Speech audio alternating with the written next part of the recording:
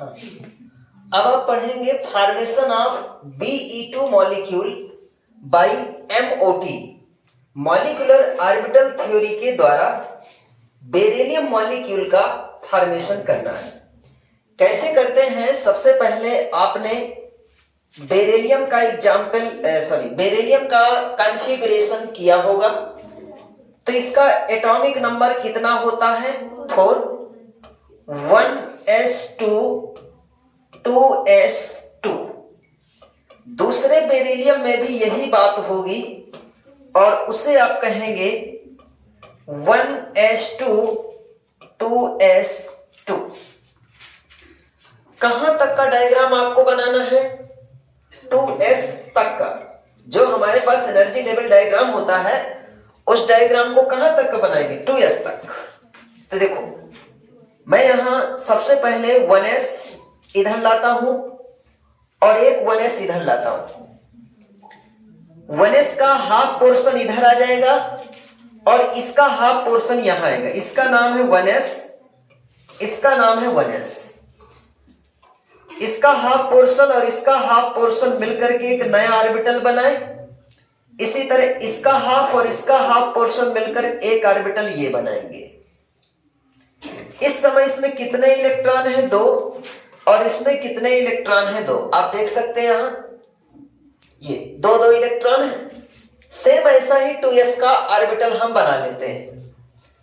तो 2s का जब ऑर्बिटल बनाएंगे तो इधर होगा एक 2s और एक 2s इधर होगा। हाफ पोर्शन इसका यहां पर आ जाएगा और हाफ पोर्शन इसका यहां, इसी तरह इसका हाफ पोर्शन यहां आ जाएगा। मतलब आधे आधे इसमें आ जाएंगे, आधा आधा इसमें आ जाएगा। इसमें कितने इलेक्ट्रॉन है? 2। और यहां भी कितने इलेक्ट्रॉन है? 2। एक बेरिलियम इस साइड है और एक बेरिलियम इस साइड है। अब आप यहां ये देखेंगे कि जो एटॉमिक ऑर्बिटल्स के, हाँ, ये एनर्जी लेवल का कौन सा ऑर्डर है? ये एनर्जी लेवल का इंक्रीजिंग ऑर्डर होगा ऊपर की ओर। इन एटॉमिक ऑर्बिटल्स से कम एनर्जी इनकी है तो इन्हें क्या नाम दिया जाएगा? मॉलिक्यूलर ऑर्बिटल्स में से बॉन्डिंग मॉलिक्यूलर ऑर्बिटल। और जिनकी एनर्जी इनसे ज्यादा है उन्हें नाम दिया जाएगा एंटी बॉन्डिंग मॉलिक्यूलर ऑर्बिटल्स। तो जो बॉन्डिंग मॉलिक्यूलर ऑर्बिटल्स हैं ये SS के ओवरलैपिंग से बने। तो SS के ओवरलैपिंग से कौन सा ऑर्बिटल बन सकता है? सिग्मा वाला। तो आप कहेंगे सिग्मा कहां से, किस सेल से रिलेटेड है? 1 से। इसे कहा जाएगा सिग्मा 1s। और जो ऊपर होते हैं इनको कहा जाता है सिग्मा स्टार 1s। यही चीज यहां आएगी, इसे कहा जाएगा सिग्मा 2s और ऊपर बन जाएगा ये सिग्मा स्टार 2s। स्टार वाले anti bonding, without star bonding होते हैं। अब देखिए, जब हम ये बता रहे हैं कि इसका आधा ऑर्बिटल इधर आ गया, आधा ऑर्बिटल इधर आ गया, इसका आधा ऑर्बिटल यहां चला गया, आधा ऑर्बिटल यहां चला गया, तो अब नए प्रकार के ऑर्बिटल बने ना। तो इलेक्ट्रॉन ऐसे हवा में थोड़े ना उड़ते रहेंगे। मतलब अब हमें इलेक्ट्रॉन्स को फिर से फिलिंग करनी है। इन दोनों इलेक्ट्रॉन्स को टोटल हमने 4 इलेक्ट्रॉन्स ले लिया। चारों इलेक्ट्रॉन्स की फिर से फिलिंग करेंगे।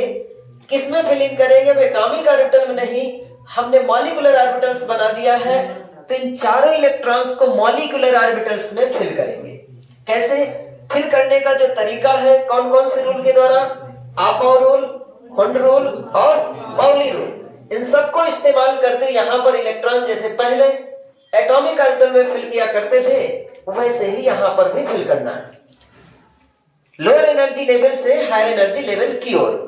अब देखिए, पहला इलेक्ट्रॉन हम यहां फिल करेंगे। 4 है ना भी हमारे पास। यहां हमने देखा कि यार इस एनर्जी के इस लेवल में और कोई दूसरा ऑर्बिटल है क्या? नहीं है। तो फिर वापस आए, अगला इलेक्ट्रॉन इसी ऑर्बिटल में जाएगा, वो एंटी क्लॉकवाइज होगा।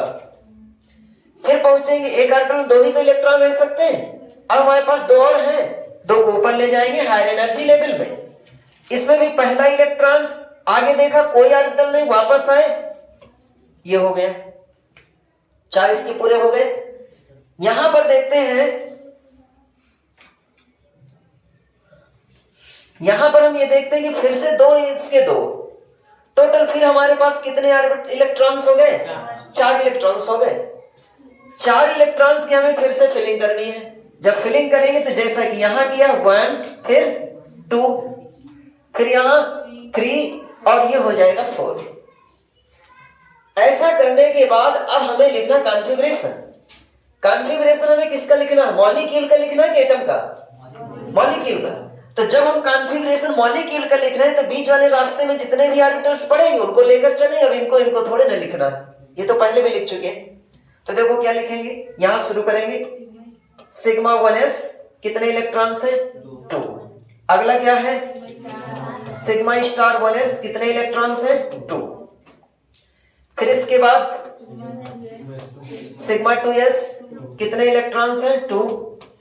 और फिर आएगा सिग्मा स्टार 2s कितने इलेक्ट्रॉन है यहां? 2। ये हो गया कॉन्फ़िगरेशन।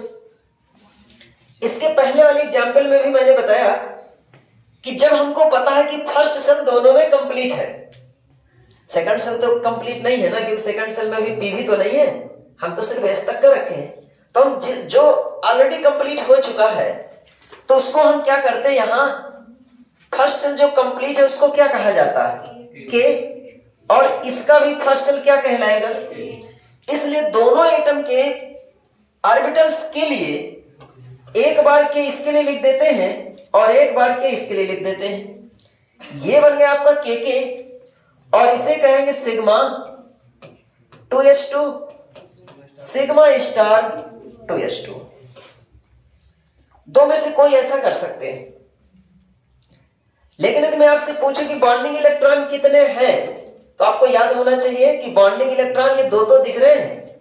अभी बॉन्डिंग इलेक्ट्रॉन यहां भी तो होते हैं, तो बॉन्डिंग इलेक्ट्रॉन 4 ही है। तो यहां देखिए पहला स्टेप आपका कॉन्फ़िगरेशन का हो गया, यहां लिख दीजिए कॉन्फ़िगरेशन, लिखते जा रहे हैं।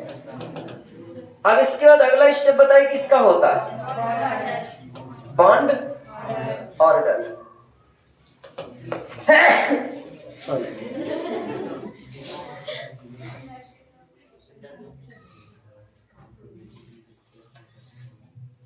तो बॉन्ड ऑर्डर कैसे लिखते हैं बताइए?